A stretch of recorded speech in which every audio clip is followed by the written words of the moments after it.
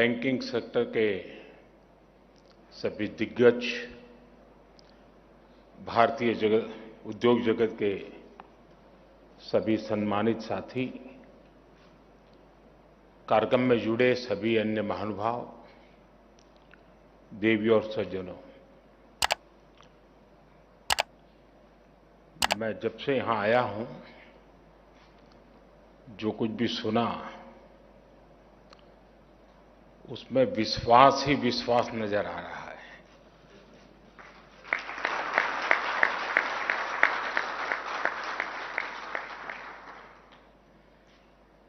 यानी हमारा confidence level इतना वाइब्रेंट हो, ये अपने आप में बहुत बड़ी संभावनाओं को संकल्प में परिवर्तित करते हैं और सब मिलकर के चलें तो संकल्प को सिद्धि प्राप्त करने में मैं नहीं मानता हूं कि देर लगेगी। किसी भी देश की विकास यात्रा में एक ऐसा समय आता है जब वो देश नई छलांग के लिए नए संकल्प लेता है और फिर पूरे राष्ट्र की शक्ति उन संकल्पों को प्राप्त करने में जुट जाती है। अब आजादी का आंदोलन तो बहुत लंबा चला था। 1857 से तो विशेष रूप से उसको इतिहासकार एक सूत्र में बात करके भी देखते हैं, लेकिन 1942 और 1930 दांडी यात्रा और क्विट इंडिया, ये दो ऐसे टर्निंग पॉइंट थे जिसको हम कह सकते हैं कि वो एक ऐसा टाइम था जो देश को छलांग लगाने का मूड बनाया था। 30 में वो जो छलांग लगी वो देश भर में एक माहौल बना दिया और 42 में जो दूसरी छलांग लगी उसका परिणाम 1947 में आया। यानी जो मैं छलांग की बात कर रहा हूं, आजादी के 75 साल और अब एक ऐसी अवस्था में हम पहुंचे हैं कि सच्चे अर्थ में ये छलांग लगाने के लिए जमीन मजबूत है, टारगेट तय है, बस चल पड़ना है।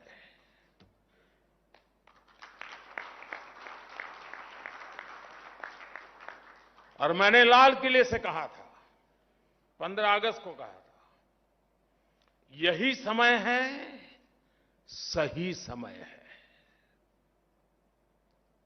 आप सभी नेशन बिल्डिंग के इस महायज्ञ के प्रमुख स्टेक होल्डर्स हैं और इसलिए भविष्य की तैयारियों को लेकर आपका संवाद, ये 2 दिवस का आपका मंथन, आपने मिल बैठ करके जो एक रोड मैप सोचा होगा, आपने जो निर्णय किए होंगे, मैं समझता हूं सारी बातें अपने आप में बहुत महत्वपूर्ण है। साथियों, सरकार ने बीते 6-7 वर्षों में बैंकिंग सेक्टर में जो रिफॉर्म्स किए, बैंकिंग सेक्टर का हर तरह से सपोर्ट किया, उस वजह से आज देश का बैंकिंग सेक्टर बहुत ही मजबूत स्थिति में है। आप भी ये महसूस करते हैं कि बैंकों की फाइनेंशियल हेल्थ अब काफी सुधरी हुई स्थिति में है। 2014 के पहले की जितनी भी परेशानियां थी, जितनी भी चुनौतियां थी, हमने एक एक करके उनके समाधान के रास्ते तलाशे हैं। हमने एनपीएस की समस्या को एड्रेस किया, बैंकों को रिकैपिटलाइज किया, उनकी ताकत को बढ़ाया। हम आईबीसी जैसे रिफॉर्म्स लाए, अनेक कानूनों में सुधार किए, डेट रिकवरी ट्रिब्यूनल को सशक्त किया। कोरोना काल में देश में एक dedicated stress asset management vertical का गठन भी किया गया। इन्हीं फैसलों से आज बैंकों की रिजोल्यूशन और रिकवरी बेहतर हो रही है। बैंकों की स्थिति मजबूत हो रही है और एक इनहेरेंट स्ट्रेंथ उसके भीतर पाई जा रही है। सरकार ने जिस पारदर्शिता और प्रतिबद्धता के साथ काम किया है, उसका एक प्रतिबिंब बैंकों को वापस मिली राशि भी है। हमारे देश में जब बैंकों से कोई उठा के भाग जाता है तो चर्चा बहुत होती है, लेकिन कोई दम वाली सरकार वापस लाती है तो इस देश में कोई चर्चा नहीं करता है।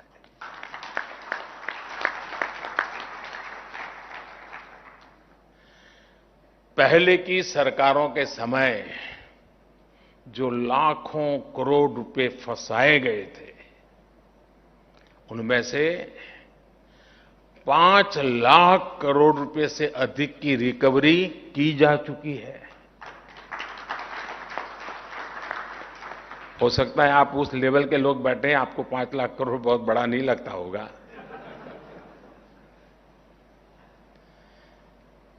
क्योंकि जिस प्रकार से एक सोच बनी हुई थी, यहां बैठे हुए उन लोगों की नहीं होगी ऐसा मुझे पूरा पक्का विश्वास है, लेकिन ये सोच बनी हुई थी बैंक हमारी ही है, बैंक में जो है वो भी हमारा ही है, वहां रहे या मेरे यहां रहे क्या फर्क पड़ता है। और जो चाहा वो मांगा, जो मांगा वो मिला, और बाद में पता नहीं था कि 2014 में देश निर्णय कुछ और कर देगा। सारी स्थितियां साफ हो गई।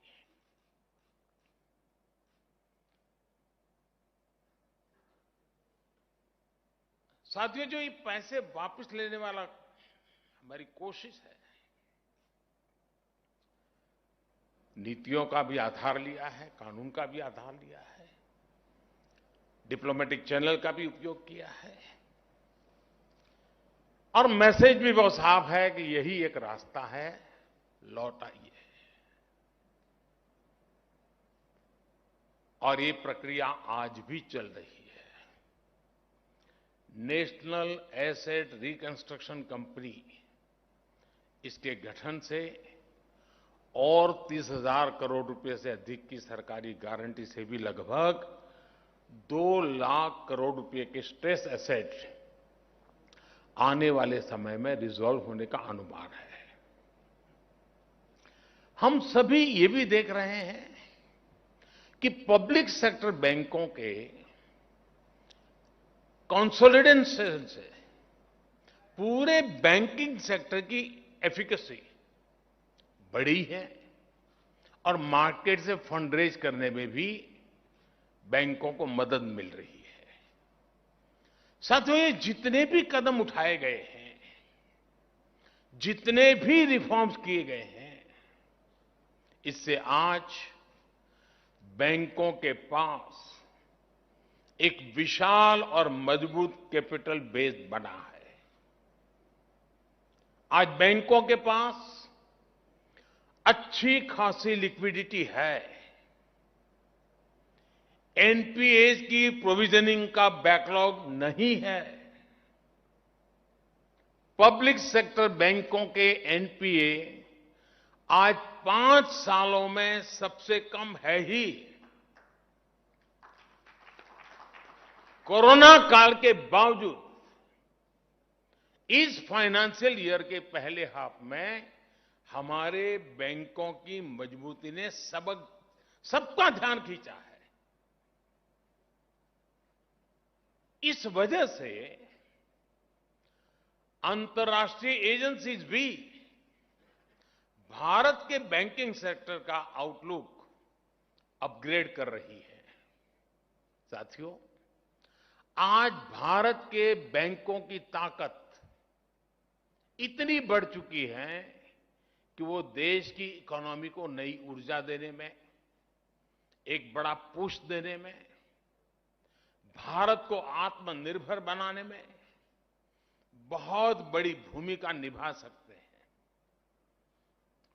मैं इस फेज को भारत के बैंकिंग सेक्टर का एक बड़ा माइलस्टोन मानता हूं। लेकिन आपने देखा होगा, माइलस्टोन एक तरह से हमारी आगे की यात्रा का सूचक भी होता है।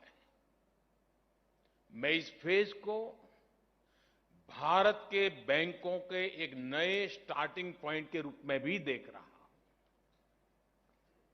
आपके लिए ये देश में वेल्थ क्रिएटर्स और जॉब क्रिएटर्स को सपोर्ट करने का समय है। जो अभी आरबीआई गवर्नर ने जॉब क्रिएशन की चर्चा की, मैं समझता हूं ये समय है। आज समय की मांग है कि अब भारत के बैंक अपनी बैलेंस शीट के साथ साथ देश की बैलेंस शीट को बढ़ाने के लिए भी प्रोएक्टिव होकर काम करें।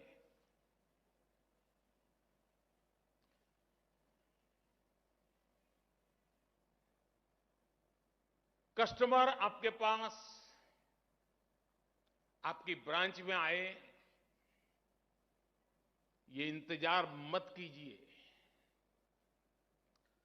आपके कस्टमर की, कंपनी की, एमएसएमईज की जरूरतों को एनालाइज करके उनके पास जाना होगा, उनके लिए कस्टमाइज सॉल्यूशन देने होंगे। जैसे मैं उदाहरण देता हूं कि उत्तर प्रदेश के बुंदेलखंड इलाके में और तमिलनाडु में 2 डिफेंस कॉरिडोर बने। अब सरकार तेजी से वहां काम कर रही है। क्या उस कॉरिडोर के आसपास जुड़ी हुई जितनी बैंक ब्रांचेज है, क्या कभी उनको आपने बुलाया, उनसे मीटिंग की कि भाई डिफेंस कॉरिडोर बन रहा है, मतलब एक पूरा डिफेंस का नया सेक्टर यहां आ रहा है, बैंक प्रोएक्टिवली क्या कर सकती है? डिफेंस कॉरिडोर आने से ये चीज आने की संभावना है। कौन कौन कैप्टन्स हैं जो इसमें आएंगे, कौन छोटे चेन होंगे, एमएसएमईज होंगे जो इसकी सपोर्ट सिस्टम में आएंगे।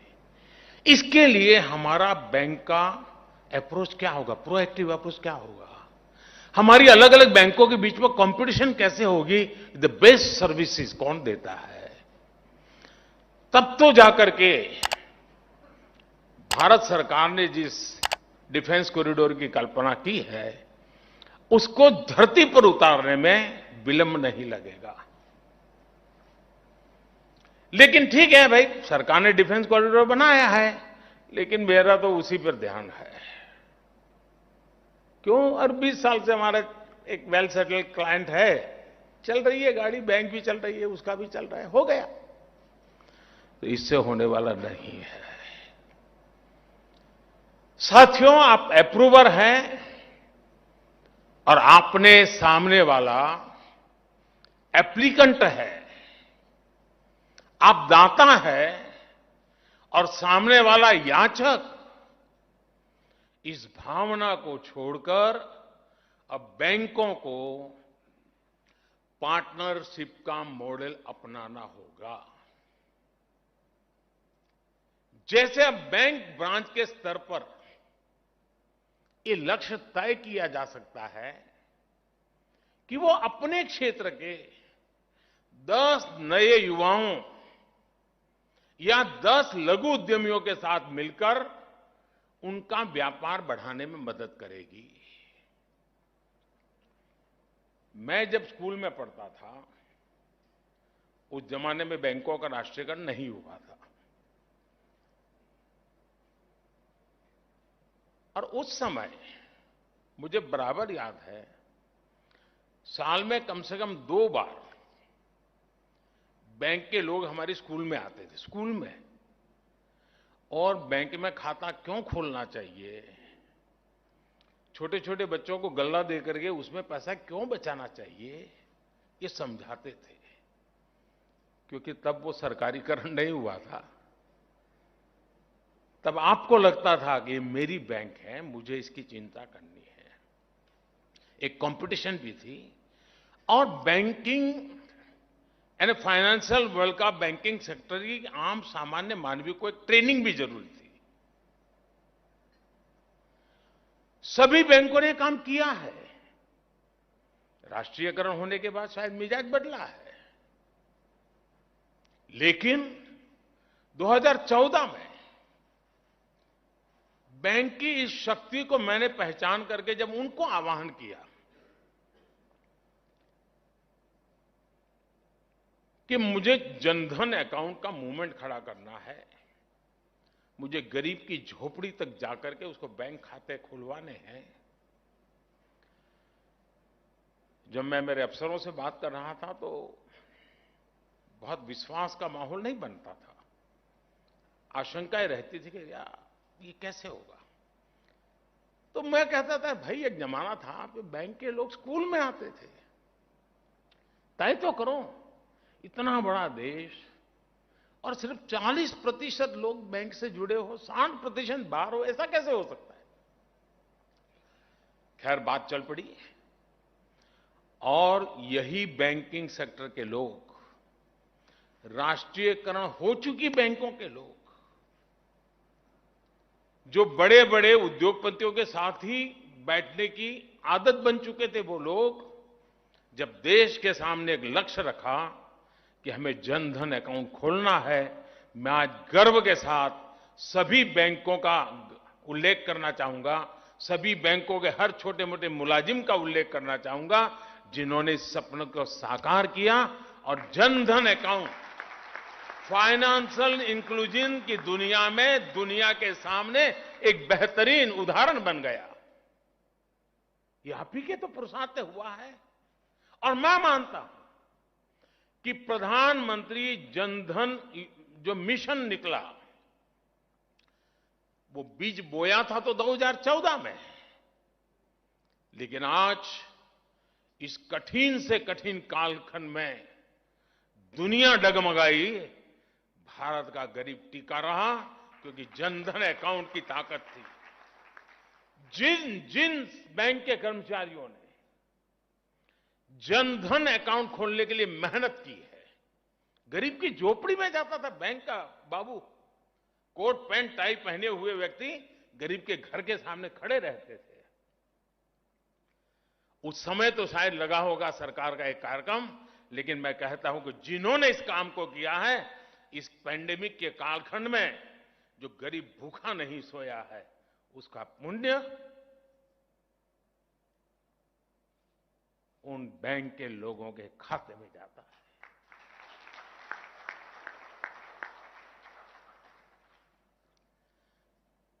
कोई काम, कोई पुरुषार्थ कभी भी बेकार नहीं जाता है। एक सच्ची सोच के साथ सत्य निष्ठा से किया हुआ काम एक कालखंड आता है जब परिणाम देता है, और जनधन अकाउंट कितना बड़ा परिणाम देता है हम देख रहे हैं। और हमें इकोनॉमी ऐसी नहीं बनानी है कि ऊपर इतनी मजबूत हो, उसकी मजबूती का बोझ इतना हो कि नीचे सब कुछ दब जाए। हमें बैंकिंग व्यवस्था नीचे भी गरीब से गरीब तक उतनी मजबूती देनी है ताकि ऊपर जाती हुई इकोनॉमी, जब ऊपर भी बड़ा बल्क बनेगा तो ये दोनों का सामर्थ्य से भारत पुष्ट होगा। और मैं मानता हूं कि हमने उसी एक सोच के साथ चलना था।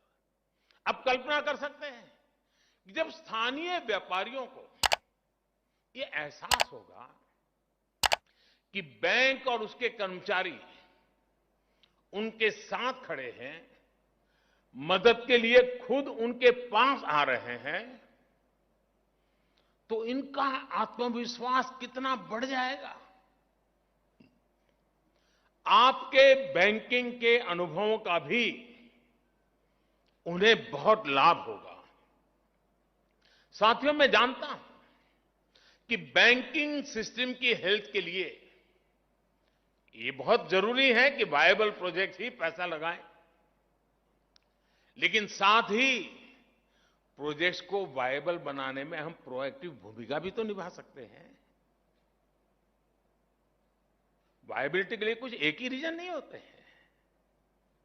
हमारे जो बैंक के साथी हैं वो एक और काम कर सकते हैं। आपको ये भली भांति पता होता है कि आपके क्षेत्र में किस किस की आर्थिक क्षमता कितनी है।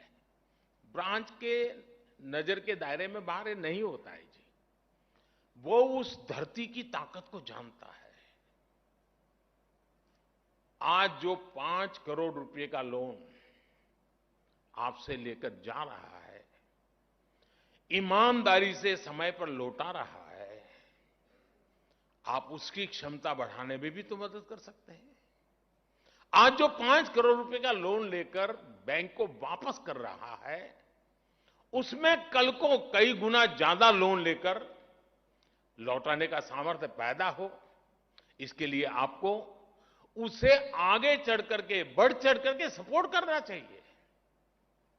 अब जैसे आप सभी पीएलआई स्कीम के बारे में जानते हैं और आज किसके भी उल्लेख भी हुआ, इसमें सरकार भी कुछ ऐसा ही कर रही है। जो भारत के मैन्युफैक्चरर्स हैं वो अपनी कैपेसिटी कई गुना बढ़ाएं, खुद को ग्लोबल कंपनी में बदलें, इसके लिए सरकार उन्हें प्रोडक्शन पर इंसेंटिव दे रही है। आप खुद सोचिए, आज भारत में इंफ्रास्ट्रक्चर पर रिकॉर्ड निवेश हो रहा है, लेकिन भारत में इंफ्रास्ट्रक्चर से जुड़ी बड़ी कंपनियों कितनी है भाई। हम पिछली शताब्दी के जो इंफ्रास्ट्रक्चर थे, पिछली शताब्दी के इंफ्रास्ट्रक्चर के स्केल थे, पिछली शताब्दी के इंफ्रास्ट्रक्चर की जो टेक्नोलॉजी है, उसी में गुजारा करने वाले हमारे इंफ्रास्ट्रक्चर के क्षेत्र की जो कंपनियां हैं वो काम करेगी तो 21वीं सदी के सपने पूरे हो सकते हैं क्या? नहीं हो सकते। आज अगर उसको बड़े बिल्डिंग बनाना है, लार्ज स्केल पर काम करना है, बड़ा बुलेट ट्रेन का काम करना है, एक्सप्रेस वे का काम करना है, तो उसको इक्विपमेंट भी बहुत महंगे लगेंगे, उसको पैसों की जरूरत पड़ेगी। हमारे बैंकिंग सेक्टर के लोगों के मन में आता है कि मेरी बैंक का एक क्लाइंट ऐसा होगा जो इंफ्रास्ट्रक्चर में है, जो दुनिया के 5 बड़ों में उसका नाम भी होगा। ये इच्छा क्यों नहीं हो रही? मेरी बैंक बड़ी हो वो तो ठीक है, लेकिन मेरे देश की एक इंफ्रास्ट्रक्चर कंपनी जिसका अकाउंट मेरी बैंक में है, वो भी दुनिया के टॉप 5 में उसका नाम आएगा। मुझे बताइए, आपकी बैंक की इज्जत बढ़ेगी कि नहीं बढ़ेगी? मेरे देश की ताकत बढ़ेगी कि नहीं बढ़ेगी? और हमें हर क्षेत्र में देखना है कि हम दुनिया में सबसे बड़े ऐसे अलग अलग क्षेत्र में कितने महारथी तैयार करते हैं। हमारा एक खिलाड़ी जब एक गोल्ड मेडल लेकर के आता है ना, गोल्ड मेडल लेने वाला तो एक ही होता है, लेकिन पूरा हिंदुस्तान अपने आप को गोल्डन एरा में देखता है। ये ताकत जीवन के हर क्षेत्र में होती है जी। भारत का कोई एक बुद्धिमान व्यक्ति, कोई एक वैज्ञानिक अगर नोबेल प्राइज लेकर के आता है तो पूरे हिंदुस्तान को लगता है हां ये मेरा नोबेल प्राइज है। ये ओनरशिप होती है। क्या हमारे बैंकिंग सेक्टर को, हमारे फाइनेंशियल वर्ल्ड को भी हम हिंदुस्तान में ऐसी ऊंचाइयों पर एक एक चीज को ले जाएंगे ताकि बैंकों को तो फायदा ही फायदा है, इसमें कोई नुकसान नहीं है। साथियों, बीते कुछ समय में देश में जो बड़े बड़े परिवर्तन हुए हैं, जो योजनाएं लागू हुई हैं, उनसे जो देश में डेटा का बड़ा पूल क्रिएट हुआ है, उनका लाभ बैंकिंग सेक्टर को जरूर उठाना चाहिए। जैसे मैं जीएसटी की बात करूं तो आज हर व्यापारी का पूरा ट्रांजैक्शन पारदर्शिता से होता है। व्यापारी की कितनी क्षमता है, उसका व्यापार कहां कहां फैला हुआ है, उसकी कारोबारी हिस्ट्री कैसी है, इसका अब मजबूत डेटा देश के पास उपलब्ध है। क्या इस डेटा के आधार पर हमारे बैंक उस व्यापारी के सपोर्ट के लिए खुद उसके पास नहीं जा सकते क्या? तो तुम्हारा अच्छा कारोबार चल रहा है, चल और बढ़ाओ, चल बैंक तुम्हारे पास तैयार है, अरे हिम्मत करो यार, आगे निकलो। वो 4 काम और अच्छे करेगा, 10 लोगों को रोजगार देगा। ऐसे ही मैं आपके बीच, जैसे मैंने अभी डिफेंस कॉरिडोर की बात कही, मैं भारत सरकार के एक स्वामित्व योजना का भी जिक्र करना चाहूंगा। और मुझे पक्का विश्वास है हमारे बैंक के साथियों ने इस स्वामित्व योजना के संबंध में सुना होगा। आज सरकार, और ये विषय ऐसा है जो लोग इंटरनेशनल इश्यूज को पढ़ते हैं उनको मालूम होगा कि सारी दुनिया इस मुद्दे से जूझ रही है, स्वामित्व के मुद्दे से। सारा विश्व, भारत ने रास्ता खोजा है और हो सकता है हम रिजल्ट पे ले आएंगे। ये है क्या? आज सरकार टेक्नोलॉजी की मदद से, ड्रोन से मैपिंग कराकर देश के गांव-गांव में लोगों को प्रॉपर्टी की ऑनरशिप के पेपर दे रही है। परंपरागत रूप से वो लोग उस घर में रह रहे हैं, कागज नहीं उसके पास, प्रॉपर्टी के ऑफिशियल डॉक्यूमेंट नहीं है, और उसके कारण उसको उन घर का उपयोग किसी को किराए पर देने के लिए तो काम आ सकता है और किसी काम में नहीं आता है। अब इस स्वामित्व के ऑनरशिप के पेपर जब उसके पास है, ऑथेंटिक गवर्नमेंट ने दिए है, क्या बैंकों को लगता है कि चलो अब उसके पास व्यवस्था है? अब मैं गांव के इन लोगों को जिसके पास अपनी संपत्ति, उसके आधार पर उसको कुछ पैसे देने की मैं ऑफर करूं, मैं समझाऊं, देखो तुम्हारे खेत में ये करना है तो तुमको थोड़ी मदद करता हूं, तुम ये कर सकते हो। तुम हैंडीक्राफ्ट के काम करते हो, गांव के अंदर लोहार हो, सुथार हो, मैं पैसे देता हूं, तुम ये काम कर सकते हो, अब तेरे घर के ऊपर तुम्हें पैसे मिल सकते हैं। देखिए, ऑनरशिप के पेपर्स बनने के बाद बैंकों के लिए गांव के लोगों को, गांव के युवाओं को कर्ज देना अब और सुरक्षित हो जाएगा। लेकिन मैं ये भी कहूंगा कि जब बैंकों की वित्तीय सुरक्षा बढ़ी है तो बैंकों को भी गांव के लोगों को सपोर्ट करने के लिए खुद आगे बढ़कर के आना होगा।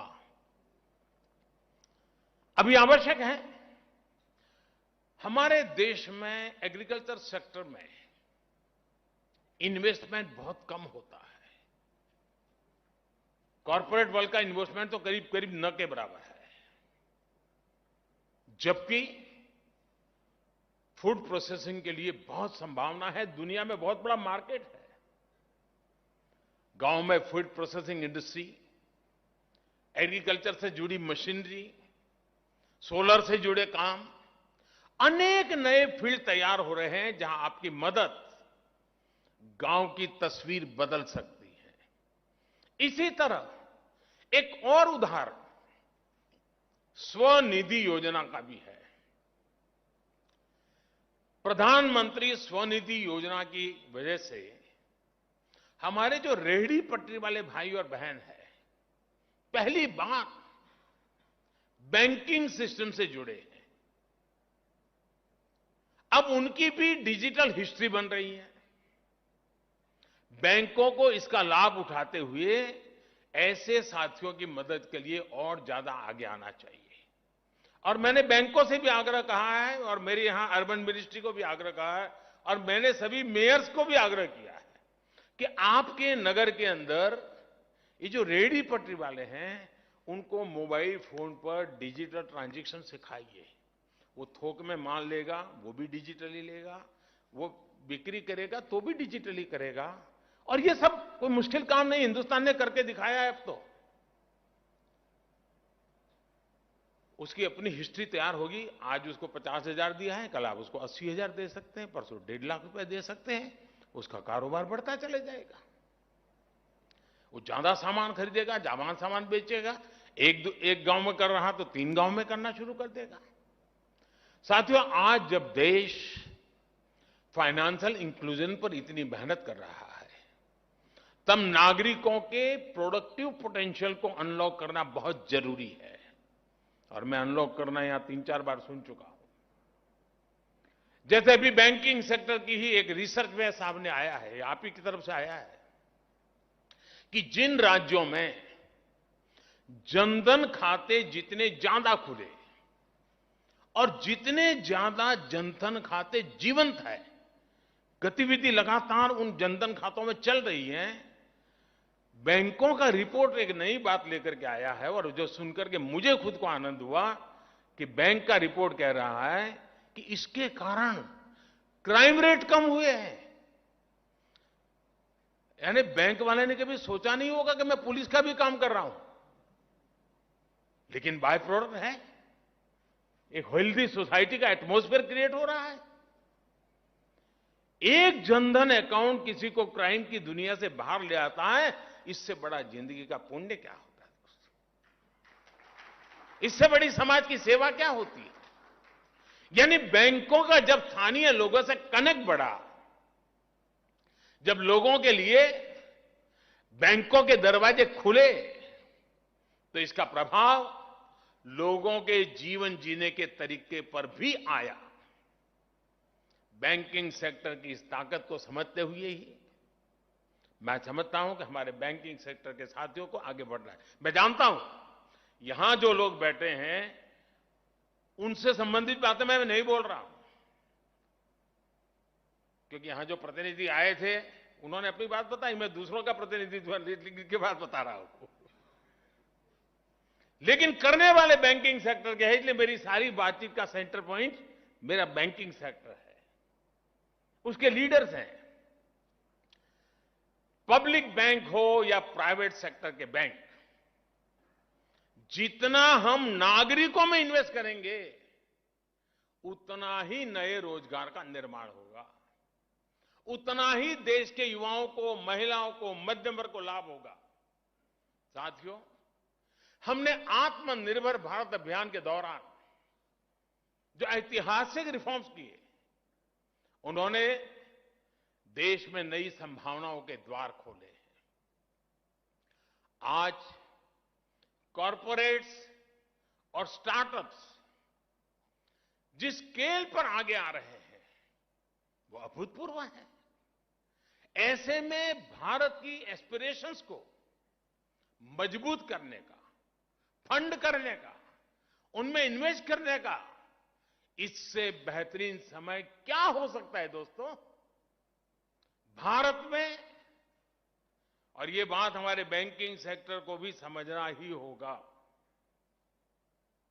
भारत में ये आइडियाज पर इन्वेस्टमेंट का दौर है। स्टार्टअप्स को सपोर्ट करने का दौर है। स्टार्टअप मूल में एक आइडिया होता है। आप उसको पूछने जाओगे एसेट क्या है, फलाना, कुछ नहीं होता है, आइडिया होता है। साथियों, आपके पास रिसोर्स की कोई कमी नहीं है, आपके पास डेटा की कोई कमी नहीं है। आप जो रिफॉर्म चाहते थे वो सरकार ने किया भी है और आगे भी करती रहेगी। अब आपको राष्ट्रीय संकल्पों के साथ, राष्ट्रीय लक्ष्यों के साथ खुद को जोड़कर आगे चलना है। मुझे बताया गया है कि मंत्रालयों और बैंकों को एक साथ लाने के लिए, अभी हमारे सचिव महोदय भी उल्लेख कर रहे थे, web based project funding tracker बनाना तय हुआ है। अच्छी बात है, काफी सुविधा बढ़ेगी उसके कारण। लेकिन मेरा उसमें एक सुझाव है, यह प्रयास अच्छा है, लेकिन क्या यह बेहतर नहीं हो सकता है कि हम गति शक्ति पोर्टल में ही एक इंटरफेस के तौर पर इस नए इनिशिएटिव को जोड़ दें। आजादी के इस अमृत काल में भारत का बैंकिंग सेक्टर बिग थिंकिंग और इनोवेटिव अप्रोच के साथ आगे बढ़ेगा। साथियों, एक और विषय है जिसमें अगर हम देर करेंगे तो हम पीछे रह जाएंगे, और वो है फिनटेक। भारत के लोगों की हर नई चीज को एडॉप्ट करने की जो ताकत है ना, वो अद्भुत है जी। आज आपने देखा होगा कि फ्रूट बेचने वाले, सब्जी बेचने, क्यूआर कोड लगा करके बैठते हैं और कहते हैं यहां पैसे दो।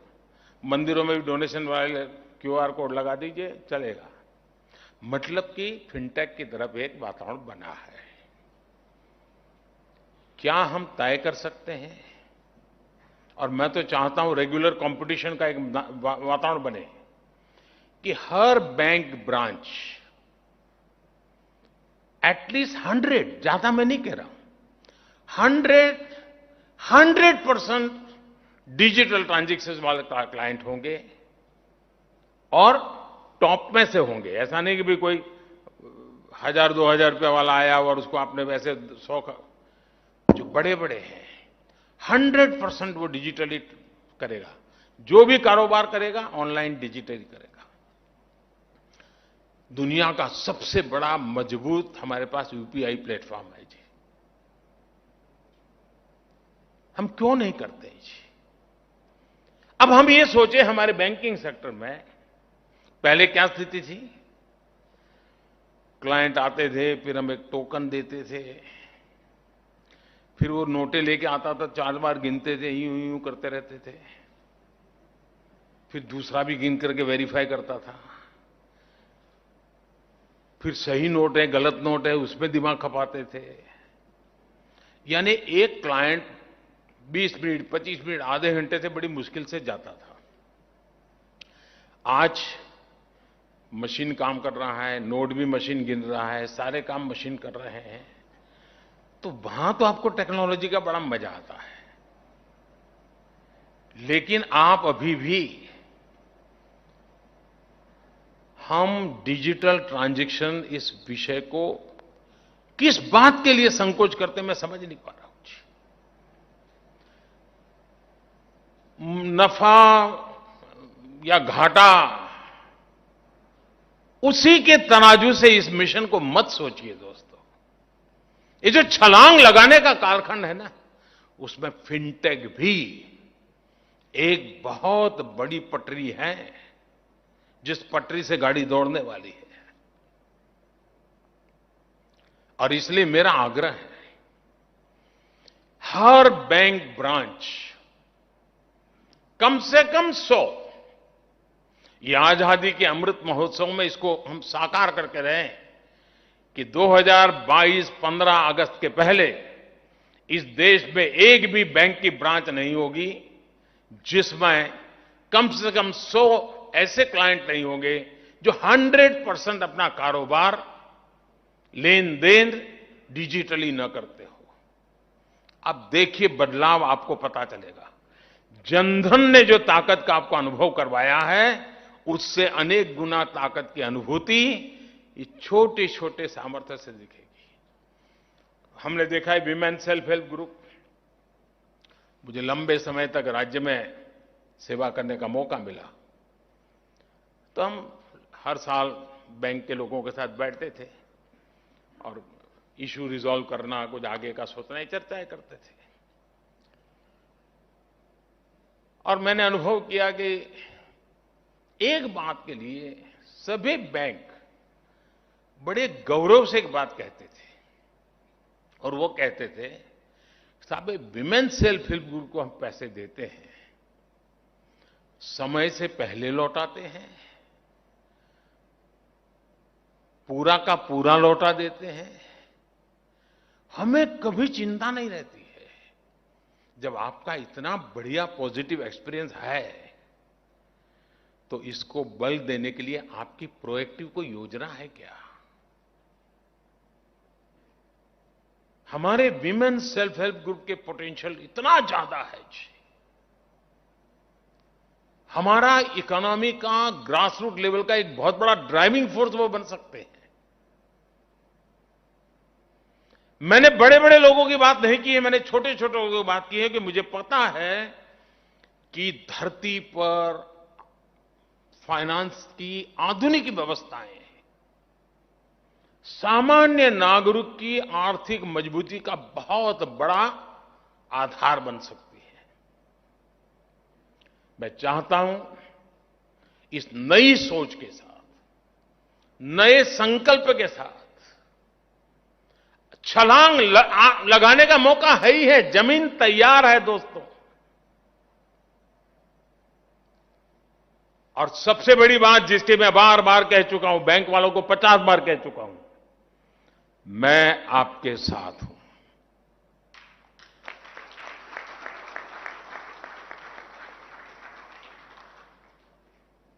देश हित में सत्यनिष्ठा से किए हुए किसी भी काम के लिए आप मेरे शब्द लिख करके रखिए, जैसे ये मेरा वीडियो क्लिपिंग अपने पास रखिए। मैं आपके साथ हूं, आपके पास हूं, आपके लिए हूं।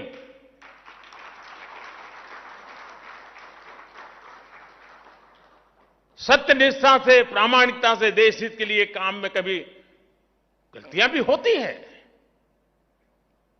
अगर ऐसी कोई कठिनाई आती है तो मैं दीवार बन करके खड़े रहने के लिए तैयार हूं। लेकिन अब देश को आगे ले जाने में हमें अपनी जिम्मेवारियों को निभाना ही होगा। इतनी बढ़िया मजबूत जमीन हो, इतना बड़ा अवसर हो, आसमान को छूने की संभावनाएं हैं और हम सोचने में समय बिता दें तो मैं समझता हूं कि आने वाली पीढ़ियां हमें माफ नहीं करेंगी। मेरी आपको बहुत बहुत शुभकामनाएं हैं।